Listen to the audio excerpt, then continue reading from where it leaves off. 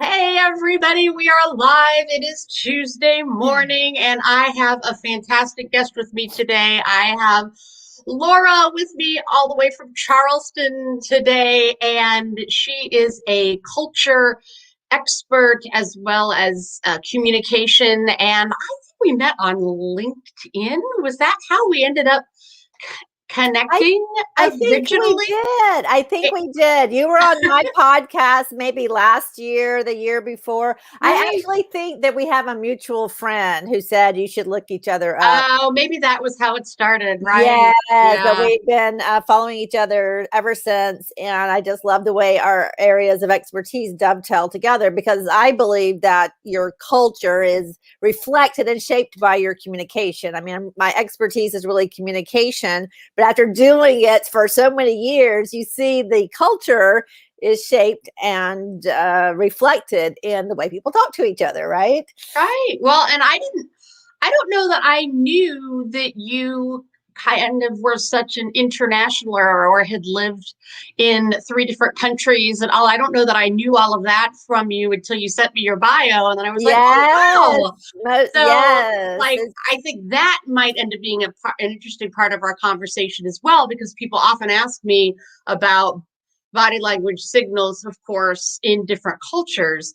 And it will be interesting to talk about that even that cultural facet, Mhm, right? mhm. There Oh, is your company yes. culture, but how broad your company goes as far as where your offices are and things can certainly impact as well. Or if you are communicating to somebody from a different culture, you do have to be more aware sometimes of the Absolutely. words and actions, right? Right, So but we'll get into actually all of that. I can't wait. Um, yes. so, Laura, your company is Smithsonian Institute. I want to get Yep. that out there Can so you get there? everybody. Oh yeah, there's the background. You can see that she has a great podcast that you can find to listen to. Which will make sure that everybody knows where to get your cultured communication workbook before we're done today, because you should know Laura and use her as a resource for sure. Um, I thought perhaps we would start with just a definition of culture, because I think a lot Oh, of people have different oh, definitions. So, what is yes. your definition for you of company culture? Like, what is it? Well, I love that question because that's one of the things in PhD school, as I call it, like people argue and discuss definitions for days at a time. And of course, since I was 40 years old when I started my PhD, so, and with three kids. And so I had a very jaundiced eye to this extensive deep dive into so many definitions, although it has its value. So I went with the shortest definition with everything. It's like, what's your favorite definition? Oh, the shortest one. And the shortest definition of culture is what is normal. Like, what is it like in a household? In some people's homes, it's perfectly fine to yell, from the kitchen downstairs to a bedroom upstairs to say, come on down, or I have a question. And in my house, I mean, that drives me crazy. It's like, if you want to talk to me, you come find me. And that's just a very small example. And that's within the same country, same language, a very small cultural difference. So what is normal? But I have a definition of healthy culture, which I think is extremely useful as a starting place to get things going in your company. And a healthy culture is one where everyone feels heard, understood, and valued. And that doesn't mean you have to agree. It's not about, being a sycophant and just agreeing and being yes people to the boss, but it's being heard, being valued, and hopefully understood also. Mm-hmm. Great. That's a great baseline to start from, right? So, I know a lot of people talk about their own, personally, they've labeled themselves as, introverts or extroverts, and I know you'd work a lot with folks that tend to think they fall on the introvert side of things. I Uh, do. but how do those, I guess, labels affect that, or do you feel like other people giving people labels is worse than than them giving labels themselves? That's I'm always curious, and I guess I'm becoming more curious the older I get and the more that I do this work, at Mm. how people have labeled themselves and are creating, perhaps even false identities for themselves based on how they've labeled themselves. And I think that would probably affect the culture, particularly maybe of upper management, if they have Mhm. labeled themselves in a certain way, or have labeled the culture of their company. Even maybe it's not true, maybe it doesn't match. What are your thoughts on kind of Oh this, my this goodness. stereotyping and labeling system we have these days? Well, that's a great question. And labels are shortcuts, and they can be helpful and they can be destructive. And the thing with that introvert extrovert label, that's a one that doesn't have very many political ramifications. And yet, well, first of all introverts are people who identify as on the introverted side, and it is a spectrum. It's not binary. We are grateful to Susan Cain, who wrote The Power of Quiet like many years ago, and it kind of gave like an explanation for those of us who did not feel like we were so just talking all the time and wanting to socialize after work hours with our colleagues, people that were frankly exhausted by the meetings all day. It was like, oh, that's why that. And so it kind of like gave some validation, because we had this model that was largely thanks, I think, to Dale Carnegie, who again contributed so much to how to win friends and influence people in public speaking. But his model was this larger than life, just the kind of person who would just be very bold and loud and welcoming and over the top enthusiastic all the time. And that model doesn't fit for everyone. So it's and then the introvert thing, sometimes when senior leaders talk to me about someone they want me to help, they're like, oh, well, he's an introvert. And it's almost treated like a disability, right? And it's not. And it is a double-edged sword. Right, people can use those labels and then kind of create, I think it sometimes dominoes into things. So obviously we're here to talk partially about body language because that's my thing. So really curious as to how you see people's behavior impacting culture, or maybe it might be partial creation, right? Because culture is Right. often a communication thing. How does the body language piece affect, in your view, or how have you seen it, or stories that you have? Oh Any of my that? gosh. Well, I'm going to tie my answer to that very good question to the language piece. And when my second language is Spanish, and I first really got a grip on that as an exchange student with UNC Chapel Hill in Seville, Spain, many years ago. And as long as you had body language working, with imperfect language skills, that managed to get over the gap where you lacked words, or even when I lived in Germany, I went to the grocery stores like the first day in Germany, and I had studied, but I wasn't fluent, and I couldn't remember the word for chicken. And in the German grocery stores, they didn't have, at least in this grocery store, like the packaged meats like that we have. You had to ask the butcher for it. And I couldn't remember how to say chicken. So I said, ein Kilo, bok, bok, bok, bok. And I got my chicken, and you know what? They didn't even laugh. So, so I am very comfortable with body language. But back to Spain, in that situation, I remember early on having a phone conversation with someone, and because I was missing the body language, and I literally came out of that conversation with just a bludgeoning headache because I just had tried so hard to focus. I only had the words and voice tone. I didn't have their body language and my body language to help. Right. And then, so let's fast forward to today, and we're all working remote or largely working remote. And I think that working remote, like this one-on-one, is not so bad. But I think that the screen and the technology actually filters our body language, because we're seeing each other on a very small rectangle.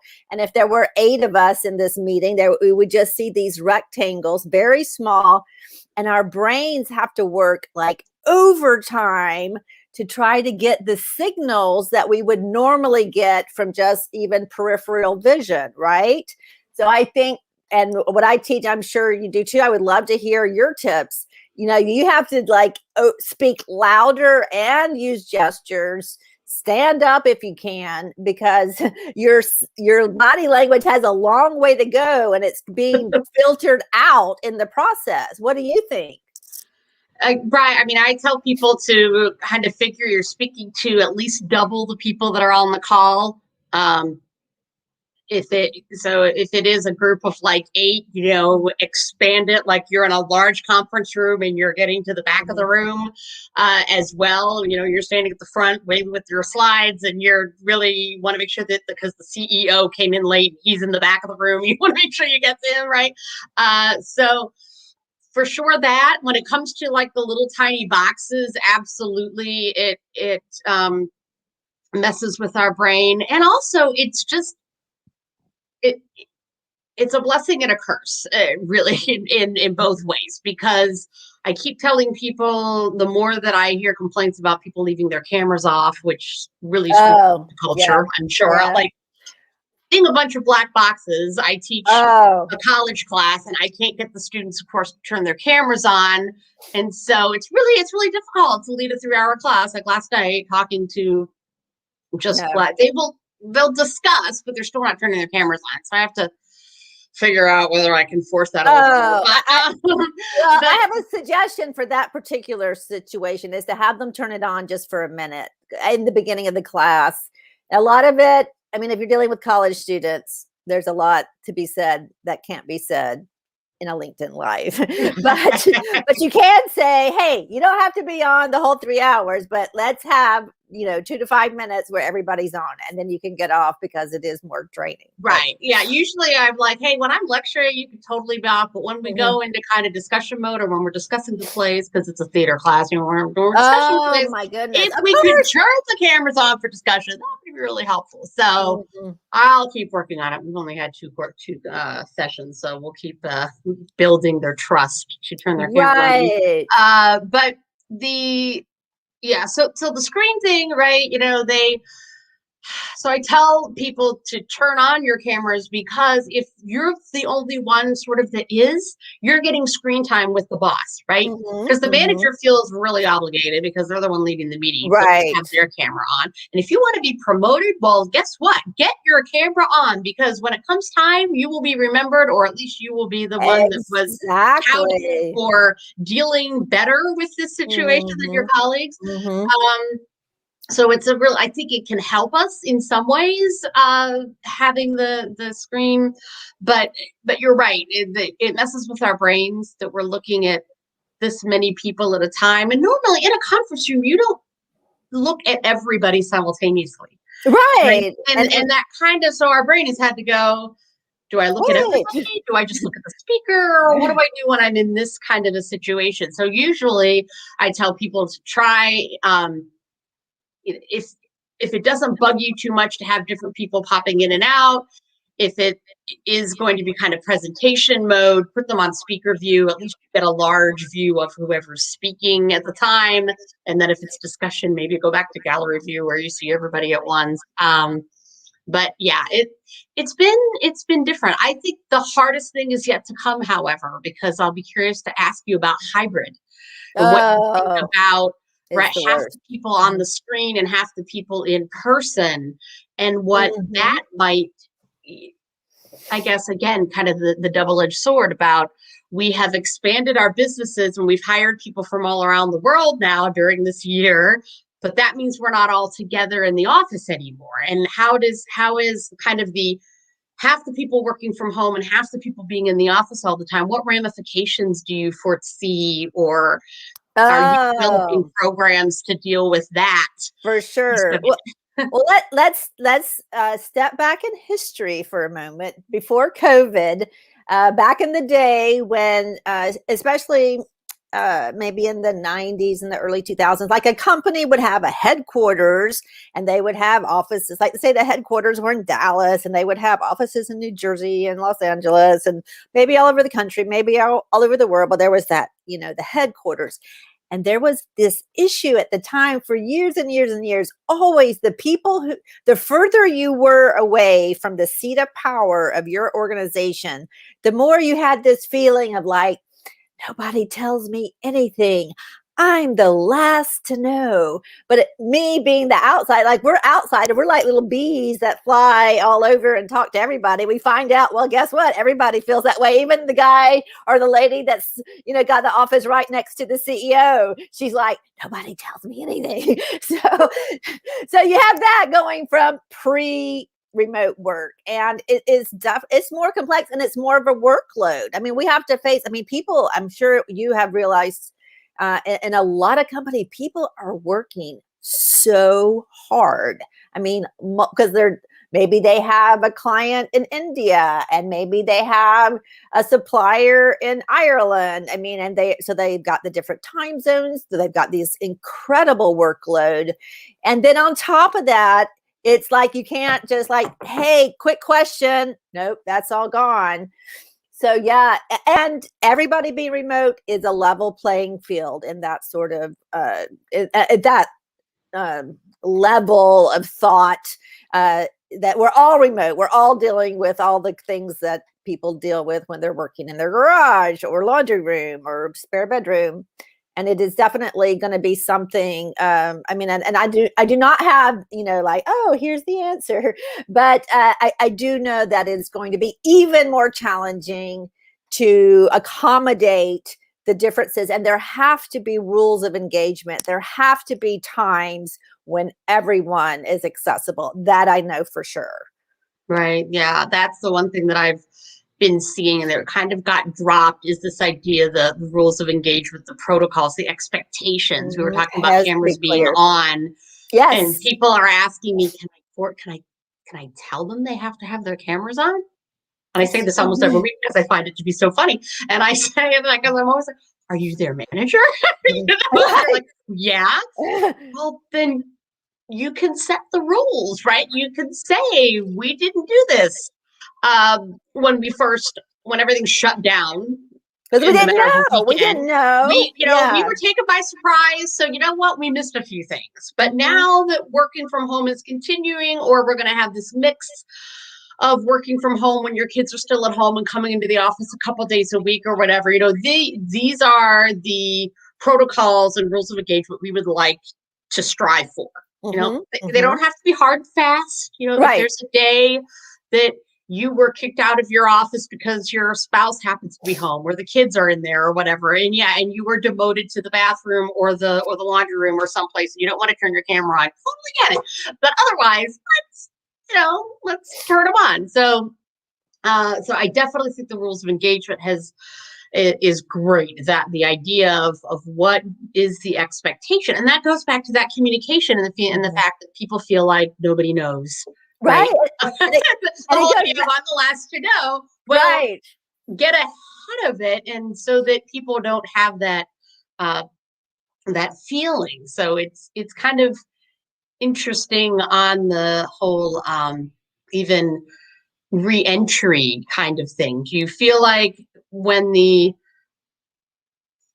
everybody was, as you say, working from home, and it was that kind of leveled the playing field because everybody was like that, do you feel like re-entry now, like cultures have shifted, company cultures have shifted during this time, and now re-entry is weird?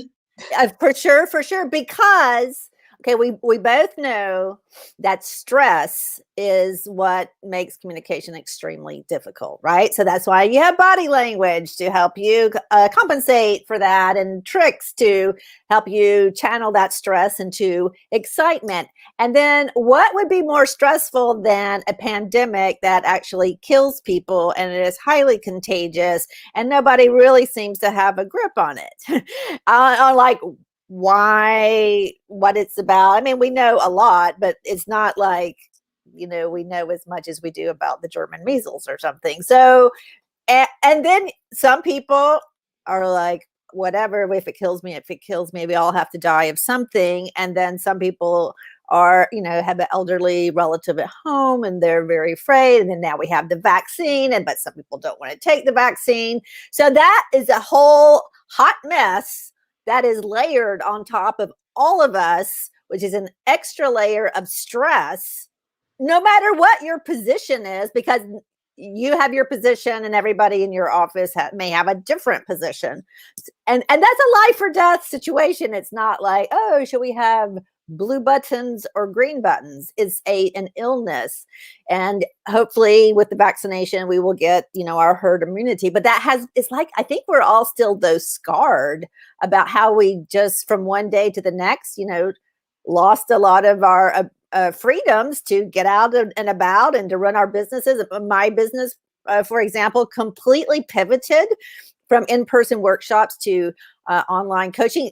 Thank God, I'm very grateful. I mean, it's alive and well, and I'm super busy, but not everybody was able to make that pivot successfully. So there's a lot of stress, and stress is bad for communication. Bad communication is bad for culture. So it's something that has to be consciously rebuilt, and that takes some thought. But I think setting the rules of engagement at every level, for the meetings that you have, the one-on-ones that you have. And I'm talking about somebody who's not the CEO of the company. Like, you're the managing director in the middle there, but you can do your part to make it clear that you welcome their voices, you want them to speak up, you want to hear from people, and you want them to get to the point also, not go on and on. Yeah. What would you say, if there is a manager then that's like, okay, I want to up my communication, and I also want to be cognizant of how I'm showing up in my executive presence and body language and that kind of thing. Like what would be, like the good body language signals versus ones that maybe have more of a detrimental reaction to the culture? Like what should a manager be trying to kind of add to their body language repertoire to encourage a good, for lack of a better word, culture, but a positive culture. Well, one thing that I think is this. Well, first of all, good posture and realizing that stress is a big theme for me. We tend to accumulate it right here, and so like you and I were both stretching right before we went online, but also I think smiling. Sometimes in the body language world, in the executive presence world, there's this line of thought that, well, if you smile too much, you're not very powerful. And then, and you've heard of the resting witch face. And I personally have resting serial killer face. And so that it would not be very, I can be just listening to somebody and look like I'm, plotting their demise when I'm actually just listening. So I have trained myself to upturn the lips. Yes. So that people feel relaxed. And also I have to establish rapport with somebody that I have never met before instantly, so that they feel the trust in order to spill the guts. And so we can work on how to improve it. So I would say stretching and smiling would be the two body language. And as far as language, just to get this in for executive presence, because it's such a high leverage tool, is a structure of what you're going to say. That helps introverts and extroverts, like, say what you're going to say, why it's important, and then say it. Mm-hmm. Don't just always go off the cuff as much right. as everybody does, right? Right, because I can wing it. Well, when you wing it. and see, people are winging it, and they're not getting the body language signals that of people going, after they drone on and on for 5-10 minutes Mhm. on the topic. So they're missing that because they're so small. And so I think structuring what you're going to say is just hugely helpful. And, and Mhm. and and and having that high energy body language and welcoming demeanor. Right. I call it resting Zoom face for people when Oh, they're there on you go. Zoom because they do tend to. It's so funny. It wouldn't have the same effect if we were in the No. the conference room because you could be sitting and listening and barely moving, just little Right. tiny nods here and there, and you feel that people are with you in the room. As soon Right. as that happens online, people start to panic because they feel like they've lost everybody and nobody's listening and da da da da da, and it goes downhill from there. And so I usually say, remember, particularly you, if you're the manager, if you're the one leading the meeting, and everybody will immediately go down. They'll think, oh, mad at me. Yes. This kind of, they're going to immediately think that something is wrong, Right. or what am I saying that's wrong because you're not smiling, you're not nodding, you're not giving me any kind of affirmation that I'm doing an okay job.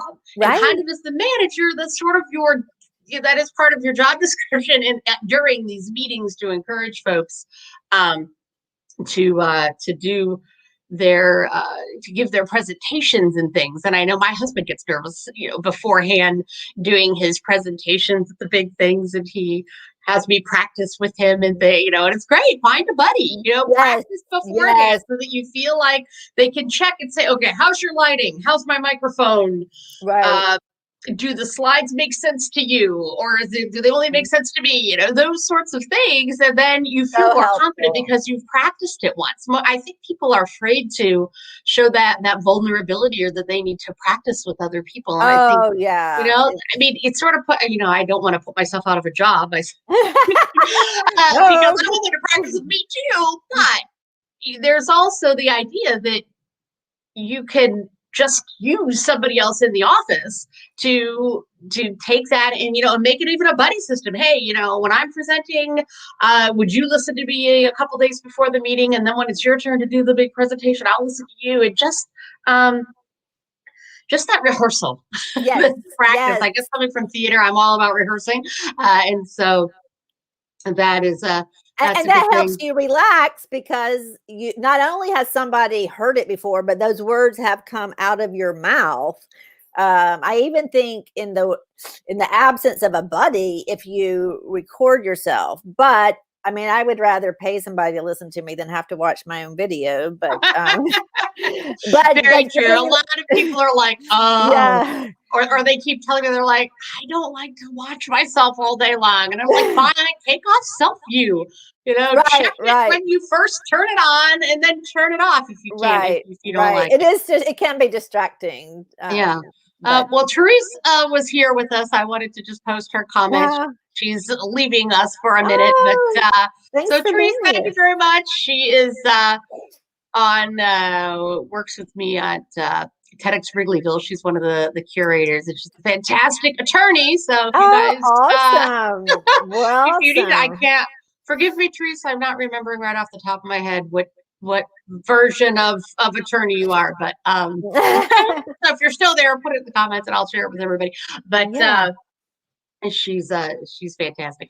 So glad to see that they're, it's always nice to have people comment so we know they're actually here. It's different from absolutely. Facebook Live where you see the little hearts and the things coming Right, up. right. Get This that, StreamYard version, you always validation. feel like you're talking to nobody in a sense. Right, So it's right, nice when right. people let That's us know. funny. So It thank is you for great. letting us know Yeah. what's going on there. So I guess since we're almost out of time here, what would be so we talked about posture, we talked Mhm, about this, and it's really interesting that you're talking about this kind of area of the body, particularly as holding a lot of our stress, because mhm. this is the part of the body that I'm always talking to everybody And about we're as doing being this all day. where our collaboration signals come from. It's where Mhm. um our like, know, and trust signals come through, and Oh, it's I what did not know that. we can see on Zoom, right? Mhm, mhm, mhm, So we really do have to stretch this out or relax it. We have to have access to this part of the body. That's fantastic. Somebody else support me. Like, nobody's ever talking about this. They always talk about gestures or they talk about facial expressions. And I'm like, well, what about, because this part of the body, a lot of people don't use for many, many reasons, right? There's the, the women who felt like they matured too early or whatever, so they don't move anything, or they feel really protected and shy about their upper body. There's men that were taught that they don't cry and they shouldn't have their emotions and they shouldn't be connected to any of that, so they stiffen this up as well.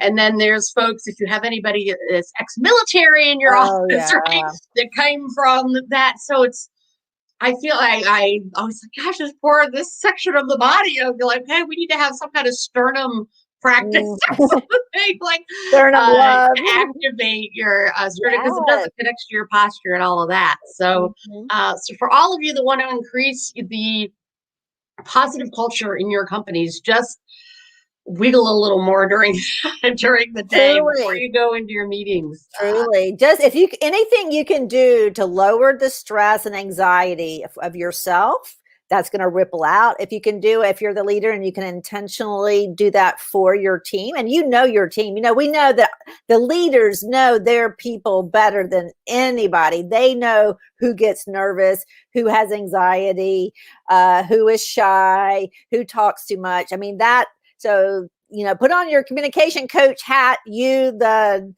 leader, the managing director, the vice president, put that hat on and help your team. And that's just you don't need a PhD, you don't need a theater degree, you don't need to have been on Broadway. Just, open this up. And I think and some, smiling more. I always say smile more than you think is necessary, because to keep that welcoming look on your face that you may feel all the time, but that doesn't mean, just because you feel it doesn't mean that other people perceive it that way. Absolutely. It's all in the eye of the beholder, people. You could be doing all sorts of great things. If they don't perceive them that way, you then have to figure out what else you can do, sort of thing, as the manager. What's plan B if they're not getting it right in the moment. So absolutely, I think all of those tips are great. Managers, I even say, set everybody off with reset them when you come into the room. We were talking about that, I think, on one of my first lives that I ever went on. I think my guest was Kristen Lamar, and she was talking about setting the room when you come in, taking just getting everybody to deep breath. Yes. Leave the other meetings behind. Here we're, this is where we are. Let's get together and connect our energies, all of those sorts of things. And it really does make a difference kind of when you go through that threshold of the doorway to reset. And as managers, we can lead by example and do that for yourself. Even when you come in, if they even see you, kind of take a step into the meeting and just, all right, everybody, let's get to, especially if you're last to come in, let them see you take that moment, or because it isn't a bad vulnerability. It's a good I think it's a good vulnerability to show that you are tapping into the energy of the room right away. A lot of people don't take the kind of the pH or the litmus test of the room when they walk in. What's the energy feel like? Right. Did you walk into and everybody got silent because, they were obviously talking about something that they don't, they don't want me to know, or does it feel very stressful when you go in? You can feel that, but you need to be aware that you're looking for it when you come in. So are you walking into a good feeling, a happy meeting? Are you walking into highly stressful? Okay, so this feel, and acknowledge it, label it. Don't ignore it. That's the other thing I think that happens is leadership doesn't kind of bring up the elephant in the room, in a sense. Like, wow, it feels and a little off today. Who's going to tell me what's going on?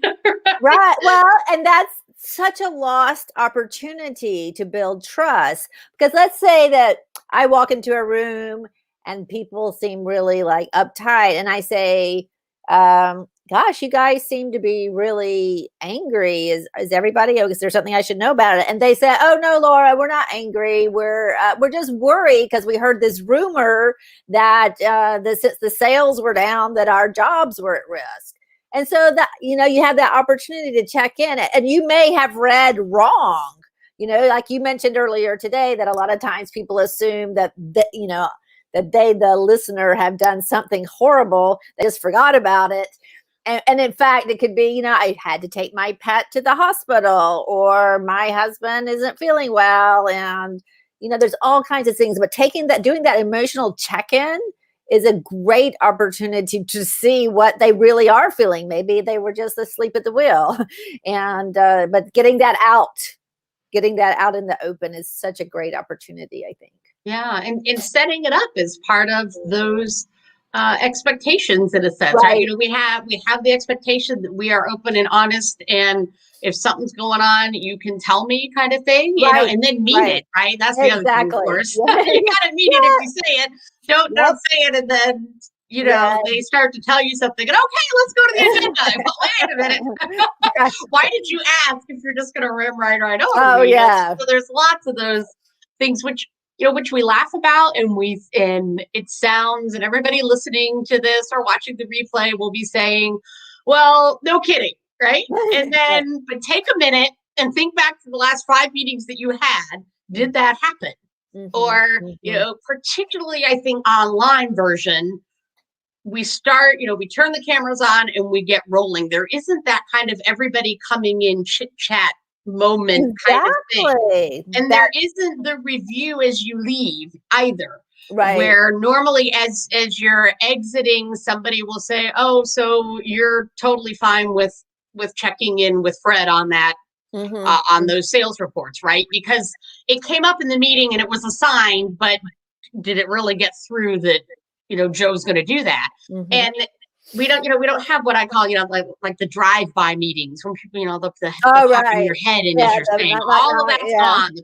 The quick Chigata minutes are gone. They become scheduled 15 to 30 minute Zoom calls, which could take 2 minutes to get over. Right. Phone in that instance, just pick up the phone or text or something if it's not that important, so they don't have to be on Zoom anymore. But all of this obviously is affecting the bottom line, is affecting the culture of the company, whether it's considered a good, happy place to work, or whether it's considered, well, we're kind of, everybody's a little nervous right now because, as you say, we don't know whether we're going to keep our jobs and what's going to happen. And there is still that base level of anxiety in some instances. We had that definitely at the very beginning of the pandemic. I heard people were complaining about meetings taking forever. And often it was because people needed to get their 2 cents in, because they wanted to make sure they kept their job and that they were noticed, and that, hey, don't forget I'm here and I'm valuable, so I'm going to make a comment so that you don't decide to cancel me out, right? And now we're kind of beyond that, where I feel people are feeling a little bit better about that, but I still think there's a bit of unease now. Again, the reentry is going to be weird, so we'll have to have you back when a couple. We'll say when things have opened up more, and we can talk about how culture has changed now. Exactly, we have more data for how. And I'll say, here's the answer. Yes, and we'll say this is the answer, and if you want that as a training, make sure that you call me. Exactly. So the culture communication workbook, is that something that they find and can download, or is that on Amazon? This is what it looks like. Isn't that pretty? I had a lovely designer work with me on this, and you talked about the coming into the room. Get that alignment. I use the comparison of a stoplight, the red, yellow, green. If anybody wants it, just send me on LinkedIn your snail mail address and I will mail it to you, because I have quite a few of these. I ordered them for my 2020 in-person workshops. They were delivered on March 16th, 2020. And every single one of my in-person workshops. And so even though we transmogrified into coaching and webinars, I still have a lot of these. I'll be happy to Oh, share. great. So I take advantage, folks. Like, Yeah, take get advantage. one in the mail. That's awesome. Yeah, just send me your snail mail. And I will be happy. And it's meant to accompany, workshop with me talking, but there's enough there. There's some exercises you can use for your team. You're going to gain a little bit of understanding of the communication process, why it's so dang difficult.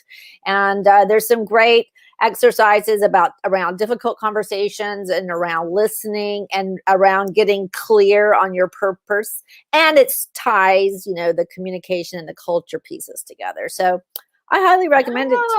And subscribe to the Speak Up podcast. Yes, as well. So find that, because she has great guests on and talks about communication. I think I just wanted to put in Krista Lavar had been listening. She's the one that I mentioned that does the reset. So her ears must have been burning. Okay. And she has awesome. done.